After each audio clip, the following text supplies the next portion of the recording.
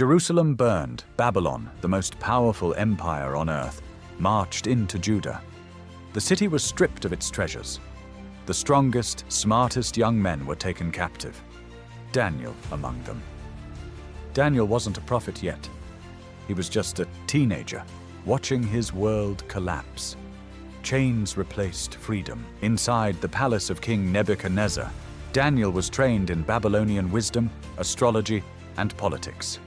They even changed his name to Belteshazzar, honoring Babylonian gods. Yet Daniel drew a line. When ordered to eat food dedicated to idols, Daniel refused. Not loudly, not rebelliously, but firmly. God honored his faith. Daniel and his friends emerged healthier, wiser, and sharper than everyone else. And quietly, a seed was planted. This exile carries something Babylon does not understand. One night, King Nebuchadnezzar had a dream so terrifying that it robbed him of sleep. He demanded his wise men do the impossible. Tell me the dream and interpret it. They failed. The punishment? Death. Daniel prayed. That night, God revealed the dream. Daniel stood before the most powerful ruler on earth and said something dangerous. No wise man can do this, but there is a God in heaven who reveals mysteries. The dream was of a great statue, head of gold, chest of silver, belly of bronze, legs of iron, feet mixed with iron and clay. Daniel interpreted it. Gold, Babylon; silver, Medo-Persia; bronze, Greece; iron, Rome; iron and clay, divided kingdoms to come. Then a stone, not cut by human hands, struck the statue and shattered it. That stone became a kingdom that would never end. Nebuchadnezzar trembled. A captive had just explained the entire future of world power. Daniel was promoted from prisoner to prime minister. But power attracts enemies. Jealous officials plotted. They manipulated the law, trapping Daniel by targeting his faith. The decree was signed. Anyone who prays to another god will be thrown into the lion's den. Daniel knew, and still he prayed. The stone sealed the den.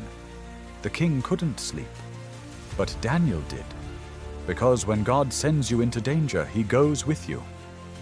At dawn, the king rushed to the den. Daniel, has your God saved you? A voice echoed back. My God sent his angel and shut the lions' mouths. Empires passed, but Daniel stood. As years passed, Daniel received visions, not dreams of comfort, but visions of chaos. He saw 4 beasts rising from the sea, a lion with eagle's wings, a bear raised on one side, a 4-headed leopard, a terrifying beast with iron teeth. Each represented kingdoms rising and devouring one another. But then Daniel saw something greater. The Ancient of Days took his seat. Books were opened, judgment was set. And then, one like the Son of Man approached and was given dominion, a kingdom that would never be destroyed. God told him something powerful. Seal the words, the vision concerns the future. Daniel never saw these things fulfilled in his lifetime, but history did. Babylon fell, Persia rose, Greece conquered, Rome ruled, just as Daniel saw. Daniel's story is not just about prophecy, it's about faith under pressure. Daniel saw another vision.